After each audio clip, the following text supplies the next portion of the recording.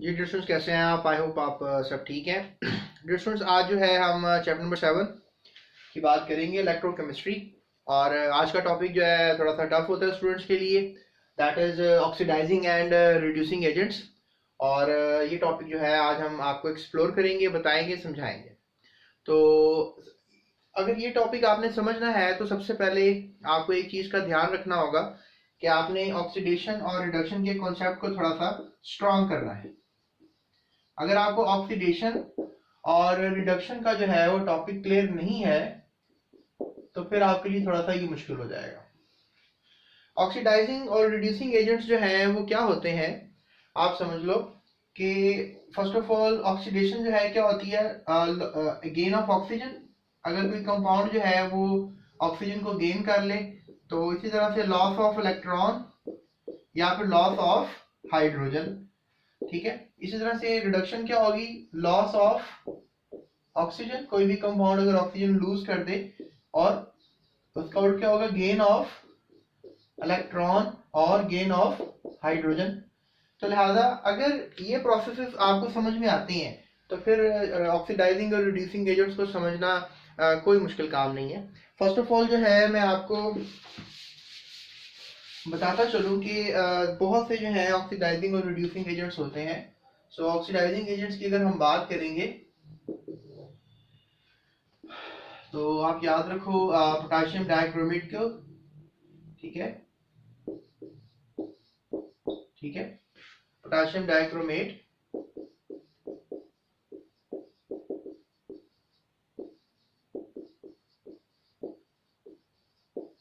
इसके अलावा आप एक और एजेंट दे सकते हो, दैट इज पोटेशियम परमैंगनेट।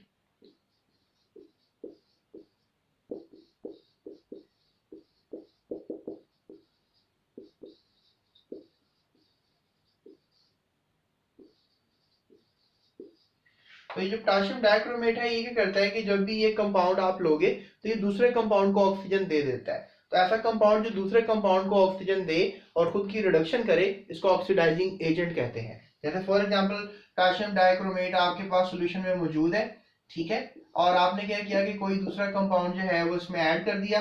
तो लेट्स से कोई भी कंपाउंड, एनी कंपाउंड। अब ऑलरेडी सॉल्यूशन में क्या मौजूद था, पोटेशियम डाइक्रोमेट। जब आपने कोई कंपाउंड ऐड किया तो कंपाउंड के साथ क्या ऐड हो गया, ऑक्सीजन जो है वो कंपाउंड के साथ ऐड हो गया। तो ये ऑक्सीजन जो है ये किसने दिया, पोटेशियम डाइक्रोमेट ने दिया। इसी तरह से पोटेशियम परमैंगनेट भी इसी तरह समझा जाता है, मतलब ऑक्सीजन देने वाली स्पीशी है, ऑक्सीजन देता है। तो आपको ये याद रखना चाहिए। लिहाजा इसी तरह से ऑक्सीडाइजिंग और रिड्यूसिंग जैसी फॉर एग्जाम्पल हम समझते हैं।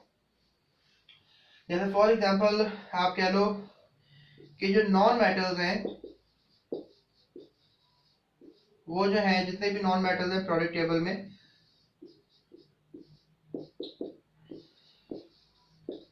सल्फर, नाइट्रोजन, क्लोरीन, ब्रोमीन, जितने भी आपको याद हैं, और जितने के भी मेटल्स हैं, ठीक है, जितने भी मेटल्स हैं, कहा जाता है कि प्रोडक्ट टेबल में तकरीबन 80% जो है वो मेटल्स मौजूद हैं। सो दैट मेक्स एन आइडिया कि 80% तक प्रोडक्ट टेबल, यानी दुनिया में सबसे ज्यादा आपको मिलेंगे रिड्यूसिंग एजेंट्स। क्योंकि ऐसे स्पीशीज हैं ये मेटल्स जो इलेक्ट्रॉन देते हैं, they give electrons, they give electrons to other compounds. यानी आप कह सकते हो कि ये ऐसे मेटल्स जो हैं, ऐसे कंपाउंड्स होते हैं जो दूसरे कंपाउंड्स को इलेक्ट्रॉन्स देते हैं। तो दूसरे कंपाउंड जो इलेक्ट्रॉन रिसीव कर रहे होते हैं उनकी खुद की रिडक्शन हो रही होती है। तो इस तरह से आप कह लो कि ये स्पीशीज जो थे, ये कंपाउंड, ये मेटल्स जो थे, ये क्या कर रही हैं, इलेक्ट्रॉन्स दे रहे हैं दूसरों को। तो इलेक्ट्रॉन देने वाली स्पीशीज जो है वो रिड्यूसिंग एजेंट होती है। इवन इलेक्ट्रॉन लेने वाली स्पीशीज जो नॉन मेटल्स हैं, ये दूसरे कंपाउंड में से इलेक्ट्रॉन को ले लेते हैं। तो आप बस ये समझ लो कि लेट्स से दैट कि हमारे पास ये एक कंपाउंड है और ये एक कंपाउंड है। तो ये कंपाउंड जो है, लेट्स से दैट इस कंपाउंड को ऑक्सीजन दे रहा है। तो इस कंपाउंड को आप कहोगे ऑक्सीडाइजिंग एजेंट। ठीक है, ऑक्सीडाइजिंग एजेंट का नाम दोगे इसको।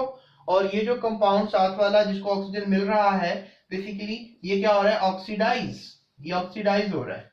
सो दैट मेक्स एन आइडिया कि ऑक्सीजन देने वाला जो है वो क्या होगा, ऑक्सीडाइजिंग एजेंट होगा। या फिर आप ये सोचो कि ये जो कंपाउंड है, जो भी कंपाउंड है, ये दूसरे कंपाउंड को क्या दे रहा है, ये इलेक्ट्रॉन दे रहा है। तो इलेक्ट्रॉन दे रहा है, यानी इस कंपाउंड में इलेक्ट्रॉन ऐड हो रहे हैं, तो जिस कंपाउंड में इलेक्ट्रॉन ऐड हो रहे हैं उसकी क्या हो रही है, रिडक्शन। तो लिहाजा रिडक्शन हो रही है। आप जो कंपाउंड इलेक्ट्रॉन दे रहा है वो क्या होगा, रिड्यूसिंग एजेंट। ठीक है, उसको आप क्या नाम दोगे, रिड्यूसिंग एजेंट का जो है आप उसको नाम दोगे। सो दैट मेक्स एन आइडिया कि जो ऑक्सीडाइजिंग और रिड्यूसिंग एजेंट्स होते हैं वो डिपेंड करता है उनकी प्रॉपर्टीज पर। तो मैंने डिक्लेयर किया कि जो नॉन मेटल, लेट्स से ये आपके पास कंपाउंड है, लेट्स से दैट ये सल्फर है, ये क्या करेगा, लेट्स से दैट कोई दूसरा कंपाउंड है, तो ये सल्फर क्या करेगा, दूसरों से इलेक्ट्रॉन लेगा। अब डेफिनेटली जिस कंपाउंड में से इलेक्ट्रॉन चला गया है, बाहर चला गया है, उसकी क्या हो गई, ऑक्सीडेशन। तो ऑक्सीडेशन किसने करवाई है, सल्फर ने करवाई है, तो ये क्या हुआ, ऑक्सीडाइजिंग एजेंट। ये क्या हुआ, ऑक्सीडाइजिंग एजेंट। तो आई होप आपको ये टॉपिक जो है थोड़ा क्लियर हो रहा होगा। इतना मुश्किल नहीं है लेकिन इतना आसान भी नहीं है, थोड़ा सा जरा दिमाग को बैलेंस रखना होता है। जिसकी कॉन्सेप्ट स्ट्रॉन्ग है ऑक्सीडेशन और रिडक्शन को लेकर, वो ये टॉपिक जो है बड़े आसानी से समझ लेते हैं और आसानी से जो है टॉपिक को जान लेते हैं। तो लिहाजा आई होप आपको ये बात समझ में आ गई होगी। सो नेक्स्ट टॉपिक है हमारा ऑक्सीडेशन रिडक्शन रिएक्शंस, और ये ऑलरेडी मैंने आपको पीछे करवा दिया हुआ है। और उससे पहले टॉपिक हमने किया था फाइंड द ऑक्सीडेशन नंबर, तो आप मेरी पिछली वीडियो देख सकते हो, उसमें मैंने इसको बताया हुआ है। उसके बाद यहाँ पर मैं आपको एक और एग्जांपल देता हूँ कॉमन सी ऑक्सीडाइजिंग रिड्यूसिंग एजेंट की। जो हवा है, ये हवा एक ऑक्सीडाइजिंग एजेंट है आपके लिए। कैसे, जैसे आप अंदर सांस लेकर गए हो, तो अंदर जब आप सांस लेकर गए हो तो हवा ने आपको ऑक्सीजन दी है, फेफड़ों के थ्रू आपके जिस्म में ऑक्सीजन शामिल हो गई है पूरी बॉडी में। तो हवा क्या है, ऑक्सीडाइजिंग एजेंट है। और डेफिनेटली आप खुद ऑक्सीडाइज हो गए हो, क्योंकि डेफिनेटली आपकी ऑक्सीडेशन हो गई है ऑक्सीजन मिलने से। और हवा में ऑक्सीजन की कमी हुई है तो हवा की रिडक्शन हो गई है, हवा से ऑक्सीजन चला गया ना, ऑक्सीजन का जाना रिडक्शन होता है, तो हवा की रिडक्शन हुई है और आपकी जो है वो ऑक्सीडेशन हुई है। तो याद रखो, जो ऑक्सीडाइजिंग एजेंट होता है खुद उसकी रिडक्शन हो रही होती है। मतलब हवा की रिडक्शन हुई तो खुद ऑक्सीडाइजिंग एजेंट तो हवा थी, तो उसकी रिडक्शन हो रही थी। So that makes an idea, right. So इसी तरह से आप कह लो कि आप क्या कर रहे हो, आप कार्बन डाइऑक्साइड हवा में फेंक रहे हो। इस तरह ही पौधे जो हैं क्या करते हैं कि वो हवा बनाते हैं, they throw air oxygen in the air. यानी जो आपकी हवा है उसमें ऑक्सीजन को ऐड करते हैं दरख्त। तो दरख्त क्या हुए, ऑक्सीडाइजिंग एजेंट्स हुए ना। अभी तो दरख्त ऑक्सीडाइजिंग एजेंट्स का रोल प्ले कर रहे हैं, because they are also adding oxygen to the air. तो हवा भी ऑक्सीडाइजिंग एजेंट है क्योंकि वो आप में ऐड कर रही है ऑक्सीजन, तो दरख्त भी ऑक्सीडाइजिंग एजेंट्स हैं। तो ये चीज़ें आपको थोड़ी समझ में आ जानी चाहिए। आई होप आपको समझ में आ रही होंगी। उसके बाद जो है नेक्स्ट टॉपिक हम चलेंगे अब इलेक्ट्रोकेमिकल सेल्स के ऊपर। इलेक्ट्रोकेमिकल सेल्स बहुत टफ टॉपिक होता है समटाइम्स स्टूडेंट्स के लिए, लेकिन अगर आप इलेक्ट्रोकेमिकल सेल्स को समझ लें तो इलेक्ट्रोकेमिस्ट्री आपको बड़ी आसानी से समझ में आ सकती है। सो इलेक्ट्रोकेमिकल सेल के ऊपर हम बात करेंगे, लेकिन उससे पहले हम स्ट्रॉन्ग और वीक इलेक्ट्रोलाइट्स और नॉन इलेक्ट्रोलाइट्स के ऊपर थोड़ी सी बात कर लेते हैं, ठीक है। So let's talk about strong and weak electrolytes. हमारे पास तीन किस्म के इलेक्ट्रोलाइट्स होते हैं, स्ट्रॉन्ग इलेक्ट्रोलाइट्स, और फिर वीक इलेक्ट्रोलाइट्स भी होते हैं,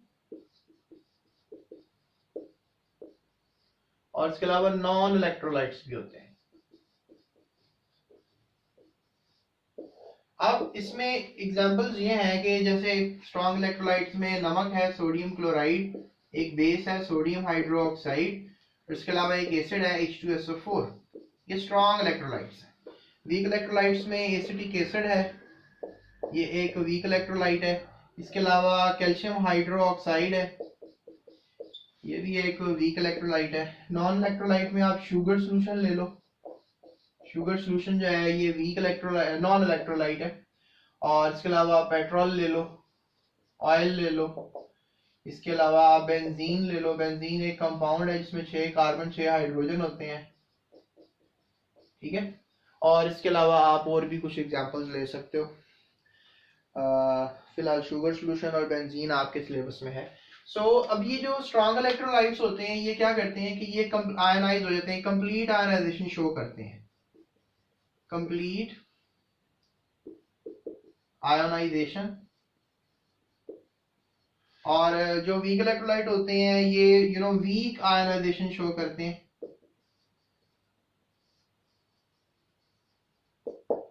और जो बिल्कुल भी नो आयोनाइजेशन शो करते हैं। तो आप कह रहे होगी आयोनाइजेशन पता नहीं क्या बुला है, आयोनाइजेशन क्या होती है। स्टूडेंट्स, आयंस के बनने को आयोनाइजेशन कहते हैं। तो production of ions is called ionisation. जिस तरह फॉर एग्जांपल आप यहां से एग्जांपल ले लो, सोडियम जो है, सोडियम हाइड्रोक्साइड, इसको हम कास्टिक सोडा भी कहते हैं। मतलब कास्टिक सोडा जो है वो क्या करता है, जब इसको पानी में डाल देते हो, लेट्स से दैट कि ये हमारे पास बीकर है, इसमें वाटर है और आपने इसको कास्टिक सोडे को जो है इसमें डाल दिया है, तो सीन क्या होगा कि जब आप कास्टिक सोडे को पानी में डाल दोगे तो ये सोडियम आयंस में और हाइड्रोक्सी आयंस में तब्दील हो जाएगा। तो दैट मेक्स एन आइडिया कि भाई सोडियम हाइड्रोक्साइड जो है वो आयोनाइज हो गया। सो कंप्लीट आयोनाइजेशन का मतलब है कि अगर आपने बहुत से क्रिस्टल, लेट्स से 10 क्रिस्टल्स लिए तो 10 के 10 ही आयोनाइज हो गए, कंप्लीट आयोनाइजेशन। लेकिन वीक आयोनाइजेशन में ये होता है जैसे लेट्स से दैट आपने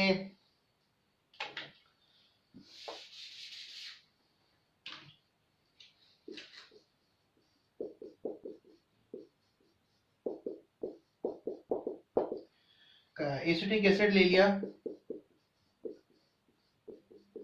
और एसिटिक एसिड जो है जब वो पानी में गया तो एसीटेट आयन बनाया उसने और हाइड्रोजन आयन बनाया, ठीक है। This called acetate ion and this called hydrogen ion. I hope आपको ये नजर आ रहा होगा, हाइड्रोजन आयन। तो अब होता ये है कि जब आप एसिटिक एसिड, मतलब लेट्स से दैट 1000 आपने मॉलिक्यूल्स लिए एसिटिक एसिड के, तो सिर्फ 4 ही आयोनाइज हुए, यानी 4 की शक्ल में आए। तो इसलिए आपने एक लफ्ज इस्तेमाल किया वीक आयोनाइजेशन, यानी कंपाउंड आयोनाइज नहीं हो रहा है इतना अच्छा। जहां पे आयोनाइज हो रहा है वो एक अच्छा आयोनाइज हो रहा है, जो स्ट्रॉन्ग इलेक्ट्रोलाइट कहलाएगा। मतलब वो सोल्यूशन एक स्ट्रॉन्ग इलेक्ट्रोलाइट कहलाएगा जिसमें बहुत से आयंस होंगे। यहाँ पे जो शुगर सोल्यूशन है तो आप कहोगे कि नो आयोनाइजेशन, शुगर आयोनाइज नहीं होती है, मैंने पहले भी लिखा था। और ऑयल, बेंजीन, पेट्रोल ये आयोनाइज नहीं होते हैं। If you add these things in water तो पानी में मिक्स भी नहीं होते हैं। शुगर किसी हद तक पानी में मिक्स हो जाती है लेकिन आयोनाइज नहीं होती है, मॉलिक्यूल की शक्ल में रहती है। अच्छा, द वेरी बिग क्वेश्चन आपके माइंड में भी आ रहा होगा कि यार सर क्या बता रहे हो। ओ भाई ये बता रहा हूं कि आयंस बिजली कंडक्ट करते हैं। याद रखो, इलेक्ट्रॉन्स भी कंडक्ट करते हैं बिजली को, ठीक है, और आयंस भी करते हैं। ये नई बात दिमाग में डालो अपने कि इलेक्ट्रॉन्स भी बिजली को कंडक्ट करते हैं और आयंस भी करते हैं। तो लिहाजा अगर हमारे पास एक सोल्यूशन है, उसमें हमने इलेक्ट्रोड्स लगा दिए और उसको हमने कनेक्ट कर दिया पावर से, तो इसमें से क्या बिजली गुजरेगी? अगर इसमें आयंस होंगे, सोडियम क्लोराइड के, कास्टिक सोडे के, सल्फ्यूरिक एसिड के आयंस होंगे, तो फिर डेफिनेटली बिजली जो है यहां से इस पोल में ट्रेवल कर जाएगी। लेट्स से दैट ये पॉजिटिव पोल है और ये नेगेटिव पोल है। तो ये मतलब एक ऐसा सोल्यूशन है, इस सोल्यूशन को आप क्या नाम दोगे? इलेक्ट्रोलाइट का नाम दोगे। इलेक्ट्रोलाइट क्यों कहोगे? क्योंकि ये सोल्यूशन जो है वो बिजली कंडक्ट कर रहा है। अगर ये कंडक्ट कर रहा है और बड़े जबरदस्त तरीके से कर रहा है तो ये स्ट्रॉन्ग इलेक्ट्रोलाइट है। जिस तरह आप वो सेल देखते हो तो शीबा का सेल होता है, उसमें आपको एक पेस्ट सा ब्लैक सा मिलता है, वो एक स्ट्रॉन्ग इलेक्ट्रोलाइट है। समझ रहे हो? तो वो क्या करता है? बिजली को अच्छा कंडक्ट करता है। इसी तरह से ये एसिटिक एसिड है और कैल्शियम हाइड्रोक्साइड है। इसके अलावा आप खाली पानी को भी वीक इलेक्ट्रोलाइट कह सकते हो। ये आपके टीचर ने नहीं आपको बताया होगा, पानी बताते खुद भी वीक इलेक्ट्रोलाइट है। आप कह लो कि उसके तो तकरीबन 1 करोड़ में से 1 वाटर मॉलिक्यूल H+ और OH में कन्वर्ट होता है, यानी 1 करोड़ होंगे उसमें से 1 होगा क्या कि जो वाटर है वो कन्वर्ट हो जाएगा H+ में और OH आयन में। आयन तो है ना पानी में, पानी तो है लेकिन आयन भी है। इसे ऑटो आयनाइजेशन भी कहते हैं। फिलहाल आपने कोई इसमें एजेंट नहीं डाला, पानी बजाते खुद जो है वो आयन की शक्ल इख्तियार की। पानी से भी तो करंट पड़ता है लेकिन इतना अच्छा नहीं पड़ता, यानी इसमें आयन्स इतने ज्यादा नहीं है ना पानी में। अगर पानी में नमक डाल दोगे, कास्टिक सोडा एसिड डाल दोगे तो फिर उसमें ज्यादा आयन्स हो जाएंगे। तो ये बात मैं समझा रहा हूँ आपको स्टूडेंट्स। तो that makes an idea of ionisation. तो ये डालने से जो है पानी इतना अच्छा आयन्स नहीं है, मतलब उसमें ऑलरेडी खुद भी उसके अपने ही बहुत कम आयन्स हैं, फिर ये डालोगे तो ये भी इतने ज्यादा आयन्स नहीं बनाते। तो बिजली आयन्स की वजह से कंडक्ट होती है, ज्यादा आयन्स होंगे तो बिजली ज्यादा कंडक्ट होगी, जिस वजह से इसको हम वीक इलेक्ट्रोलाइट कहेंगे। सोल्यूशन तो होगा, बिजली की कंडक्टिविटी भी शो करेगा लेकिन वीक इलेक्ट्रोलाइट होगा। यहाँ पर क्या होगा, sugar solution, petrol, oil, benzene, ये क्या होंगे, स्ट्रॉन्ग इलेक्ट्रोलाइट होंगे। They will show you a good, oh sorry, ये टोटली नॉन इलेक्ट्रोलाइट होंगे, यानी they will never show you a kind of बिजली की conductivity, right. So I hope आपको ये क्लियर हो रहा होगा। ये एक मैं आपको इसकी एनालाइजेशन कर देता हूँ एसिटिक एसिड की, ये आपके सिलेबस में है ताकि आपको क्लियर हो जाए। जो एसिटिक एसिड है स्टूडेंट्स, ये एसीटेट आयन बनाता है। पता नहीं मैंने शायद अभी कर दी होगी, मुझे याद नहीं आ रहा। ये क्या होगा, एसीटेट आयन और हाइड्रोजन आयन। सो CH3COO -1 एसीटेट आयन होगा और ये क्या होगा, हाइड्रोजन आयन। तो आप याद रखो कि ये जो हाइड्रोजन है, मतलब ये जो आखिरी वाला हाइड्रोजन, इसको बाहर निकालना है आपने। तो that makes an idea of hydrogen ion. और ये जो पीछे बच जाएगा that is the negatively charge ion, that is acetate ion. ठीक है, इसको मशहूर दिमाग में रखो, एसीटेट आयन। तो एसीटेट आयन बनेगा और साथ क्या बनेगा, हाइड्रोजन आयन। तो इतने ज्यादा नहीं बनेगा लेकिन बनेगा। सो इस तरह कैल्शियम हाइड्रोक्साइड की भी आयनाइजेशन होती है लेकिन बहुत कम होती है।